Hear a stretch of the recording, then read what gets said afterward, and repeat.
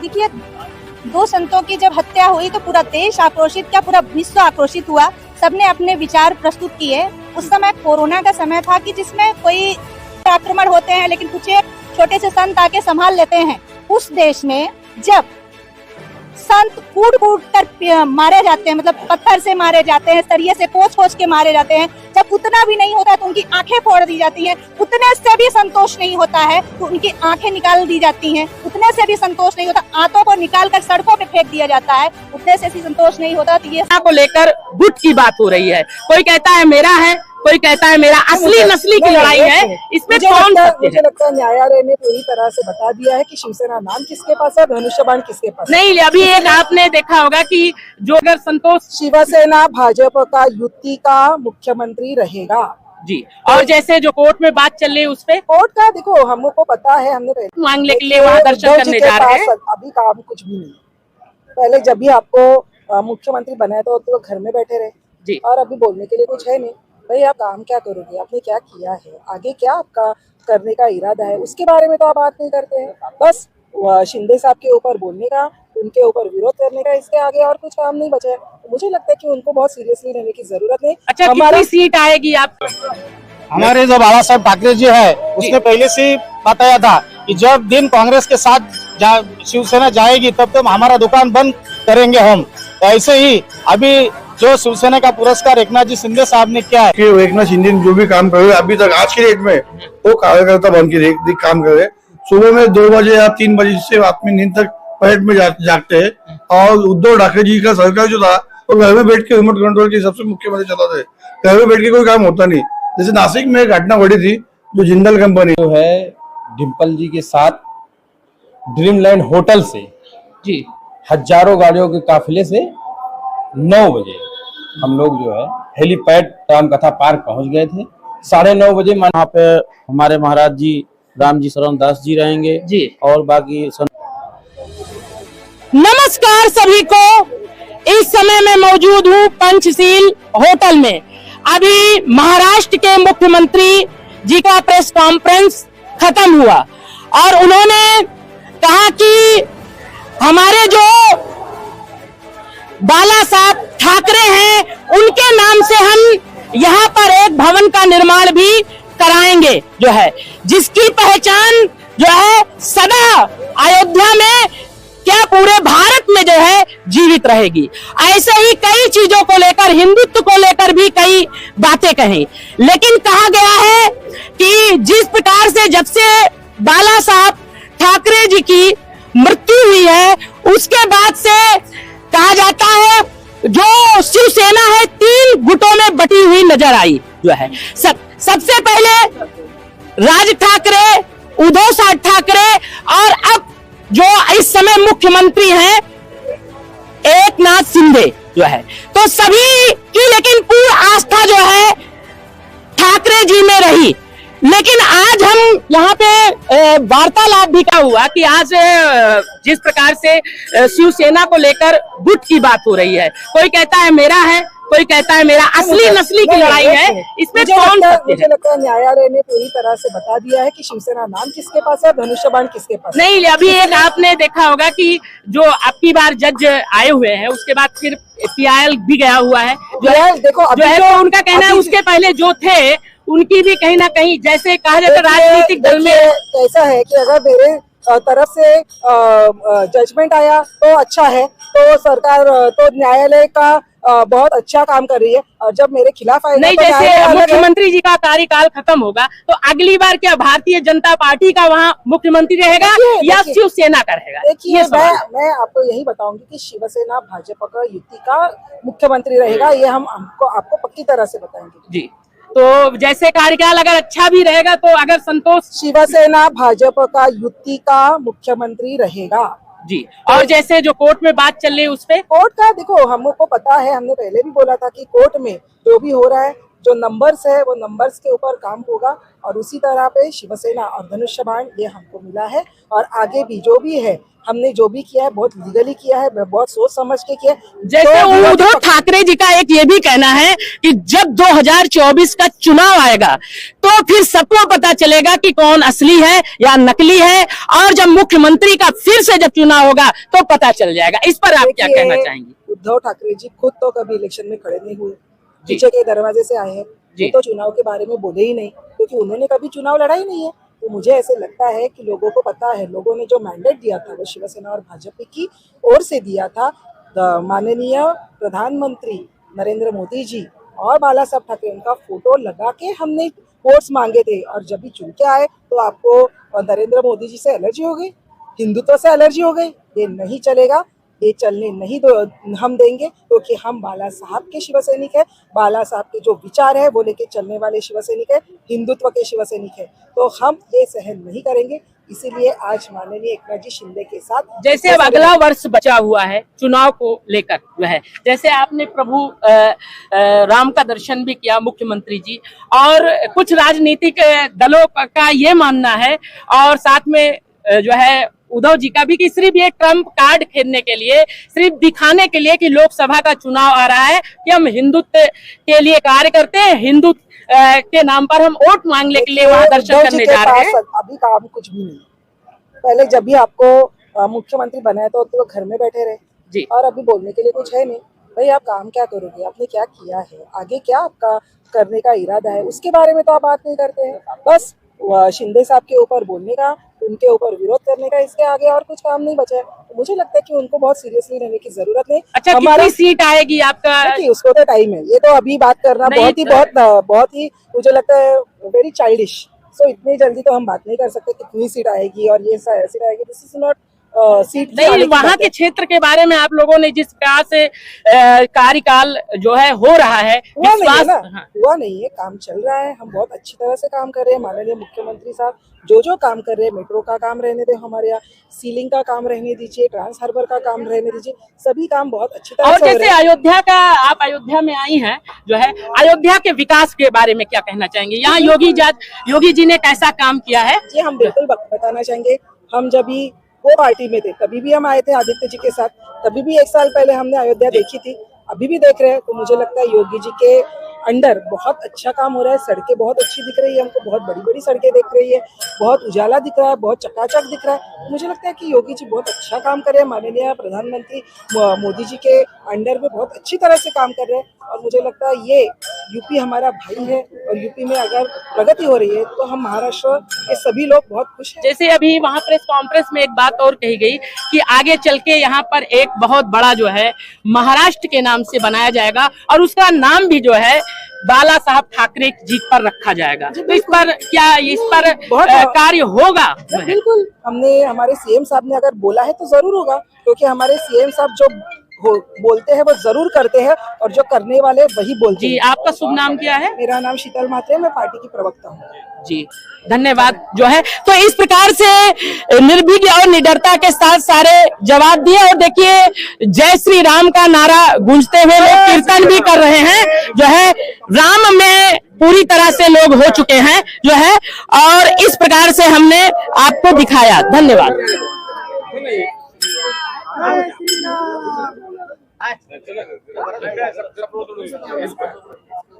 यहाँ पर मौजूद हैं जो है, तो आप किस प्रकार का अपील लेकर आई हुई हैं और कितना कार्य हुआ?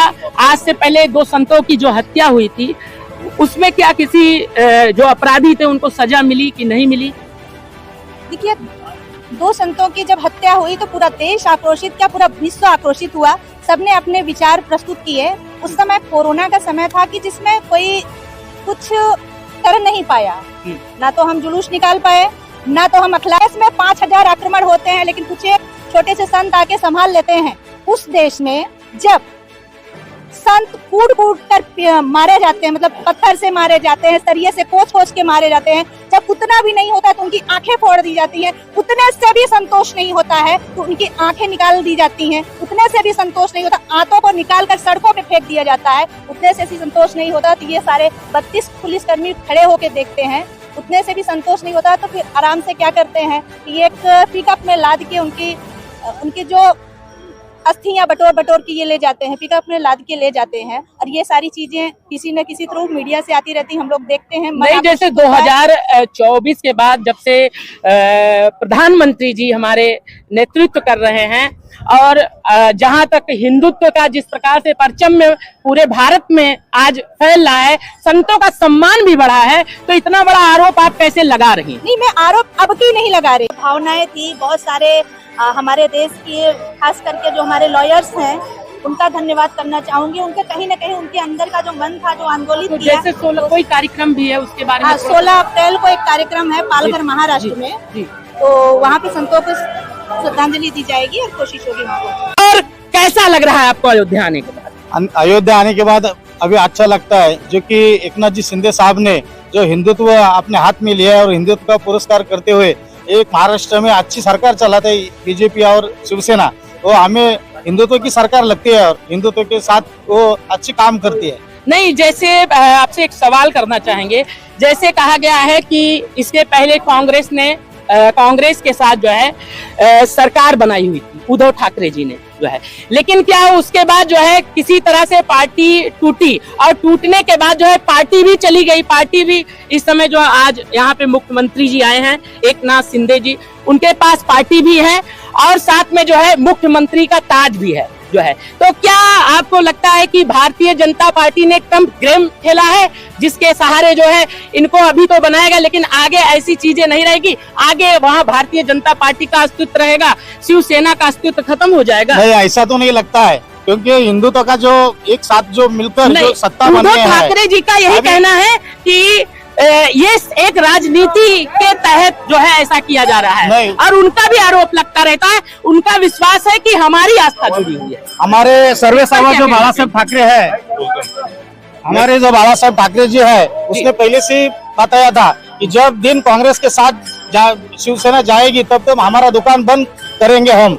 ऐसे ही अभी जो शिवसेना का पुरस्कार एकनाथ जी शिंदे साहब ने किया है, क्योंकि उद्धव साहब ठाकरे ने कैसे फिर 1, 1.5, 2 साल जो है सरकार कैसे चल गई? वो अच्छी से सरकार चल रही है। शायद आपको मालूम होगा कि जब उद्धव ठाकरे जी जो है उनके बेटे जो है दर्शन के लिए आए हुए थे, तो उनके साथ एकनाथ शिंदे जी भी आए हुए थे, लेकिन क्या हुआ, उनको हनुमान जी का आशीर्वाद लगा कि अगली बार जब दर्शन करने के लिए आए तो उनको जो है मुख्यमंत्री का ताज मिल गया। जी, मैंने आपका क्वेश्चन नहीं सुना। जैसे क्या हुआ कि आज जिस प्रकार से सभी को इस समय मैं मौजूद हूँ वैदेही भवन में, देखिए कल से जो है पूरी तरह से अयोध्या उत्साहमयी था और जिस प्रकार से महाराष्ट्र से राम भक्त जो है यहाँ पर आए हुए थे और साथ में राम भक्त ही नहीं जो है वहां के जो मुख्यमंत्री का आगमन यहाँ था, उनके साथ जो है लगभग 5 से 10 हजार कार्यकर्ता यहाँ राम मंदिर का दर्शन करने के लिए आए जो है। और यहाँ इस समय जिस भवन में हम मौजूद हैं, वैदेही भवन, यहाँ पर जो है 1200 लोगों के रुकने और खाने की व्यवस्था की गई और सारी व्यवस्था का नेतृत्व जो है यहाँ पे भैया के नेतृत्व में किया गया। सारा देख रेख जो है भैया ने कैसे रखना है, कैसे दर्शन करवाना है, कहाँ पे रहना है, कहाँ पे भोजन की व्यवस्था है, कहाँ पे पानी से पहले कहाँ पर गए, कहाँ रुके, क्या क्या कार्यक्रम रहा, क्योंकि आप कल से जुटे हुए थे जो है, तो उसके बारे में आप क्या कहना चाहेंगे? पहले नाम बताइएगा अपना। हमारा नाम बाबा शिवम दास है, बगल में खड़े हमारे बड़े भाई सरवन दास जी।